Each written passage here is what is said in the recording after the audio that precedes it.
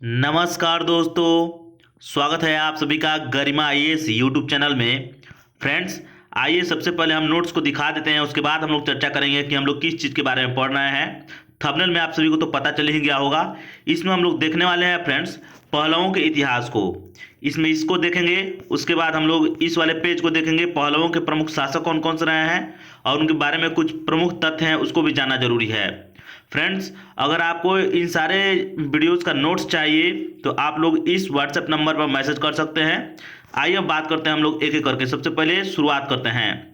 Friends, आप सभी को पता होगा कि हम लोग प्राचीन इतिहास को पढ़ रहे हैं और प्राचीन इतिहास के अध्ययन के क्रम में हम लोगों ने अध्याय 13 के भाग 8 तक के वीडियो को देख चुके हैं।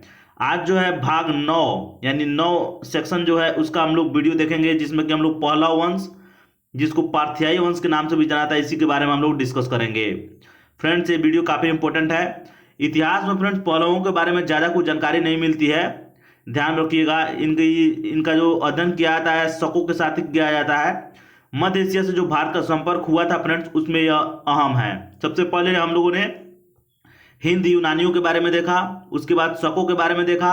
अब पहलवों के बारे में देख लेते हैं और अगला वीडियो जो रहेगा फ्रेंड्स वह होगा हमारा कुषाणों के बारे में, और भाग 10 होगा, यानी अध्याय 13 के भाग 10 होगा कुषाणों के बारे में। इस तरीके से हमारा वीडियो समाप्त होगा और आगे की तरफ हम लोग बढ़ेंगे।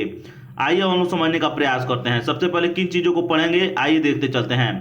पहलवों के इतिहास को देखते चलते हैं सबसे पहले। तो यहाँ पर आराम से आप लोग देखिए, समझ में चीज़ें आएंगी। पहलव जो थे फ्रेंड्स, इनका मूल स्थान जो है पार्थिया पार्थिया है। पार्थिया कहाँ पड़ता है तो उत्तर पूर्वी ईरान, यानी ईरान। आप लोग देखिएगा, ईरान का मैप कुछ ऐसा दिखता है फ्रेंड्स, ईरान कुछ ऐसा दिखता है। तो उत्तर पूर्वी यानी उत्तर की तरफ बढ़िए और पूरब की तरफ, यानी इस इलाके में, ईरान के इस वाले इलाके में पार्थिया पड़ता था। आप लोग ध्यान में रखिएगा, मैप में आप लोग जरूर चेक कीजिएगा कहाँ पर है ईरान, और उत्तर पूर्व की तरफ देखिए। इस मैप को जरा देख लीजिए, यह है बैक्ट्रिया, और बैक्ट्रिया का पश्चिम में पड़ता है फ्रेंड्स पार्थिया। यहीं के रहने वाले पार्थियंस थे या पहलव थे, ध्यान रखिएगा, पार्थियाई यहीं के रहने वाले थे।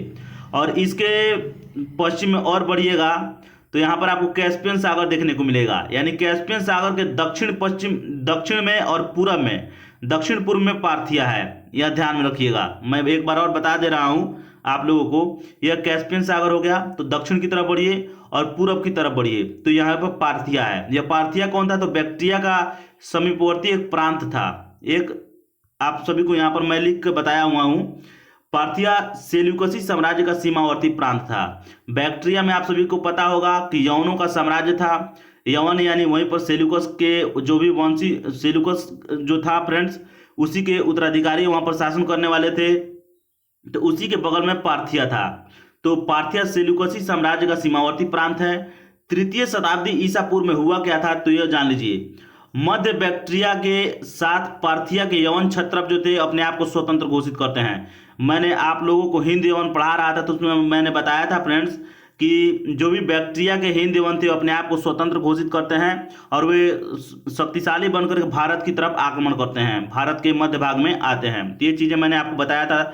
जैसे कि उनकी राजधानी सियालकोट जो पंजाब में पड़ती है, जिसको साकल के नाम से उस समय जाना जाता था, उधर वे आक्रमण किए हुए थे। तो मध्य बैक्ट्रिया यानी यह जो बैक्ट्रिया है, इसी के मध्य में आप सभी को पता होगा यवन रहते थे। और यहाँ के यवन शासक जो थे अपने आप को स्वतंत्र घोषित करते हैं। उसी के साथ साथ यह भी जो था, यह सेल्यूकसी साम्राज्य का सीमावर्ती प्रांत था पार्थिया, और यह भी अपने आप को स्वतंत्र घोषित कर लेता है। और पूर्व से आने वाले लोगों ने यवन शासक की हत्या कर पार्थियन साम्राज्य की नींव डाली।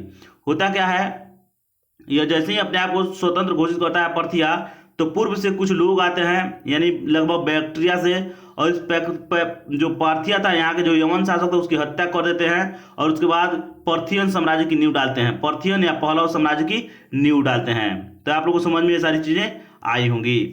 आइए अब आगे की तरफ बढ़ते हैं। पहलवों के प्रमुख शासक कौन कौन से रहे हैं इनके बारे में देख लीजिए। तो 3 शासक प्रमुख है फ्रेंड्स।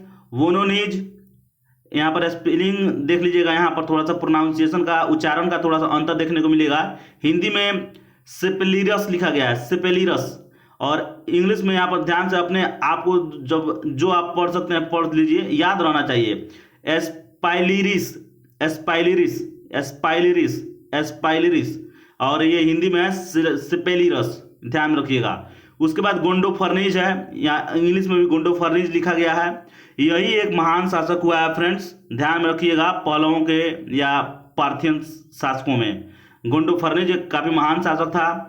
ये यहाँ पर मैंने लिखा भी है। संत थॉमस ईसाई धर्म के प्रचार हेतु भारत आए थे। सोच लीजिए फ्रेंड्स, आपको उस समय प्रचार के लिए आए हुए थे। कब? ईसवी सन की पहली सदी या बाद की सदी में लगभग ये लोग आए हुए थे, यानी ईसाई धर्म के प्रचार करने के लिए पहली सदी में ये लोग आए हुए थे। इसका तख्ते बही अभिलेख पेशावर से प्राप्त हुआ है। काफी इंपॉर्टेंट है, यह तख्ते बही अभिलेख पूछा गया है कई बार। तो फ्रेंड्स, इस वीडियो में इतना है। वीडियो आपको जरा सा भी अच्छा लगा है तो वीडियो को लाइक कीजिएगा, अपने दोस्तों में शेयर कीजिएगा। फिर मिलेंगे अगले वीडियो में, किस वीडियो के साथ? यानी कुषाण शासकों के साथ। तो मिलेंगे नेक्स्ट वीडियो में। नमस्कार, धन्यवाद।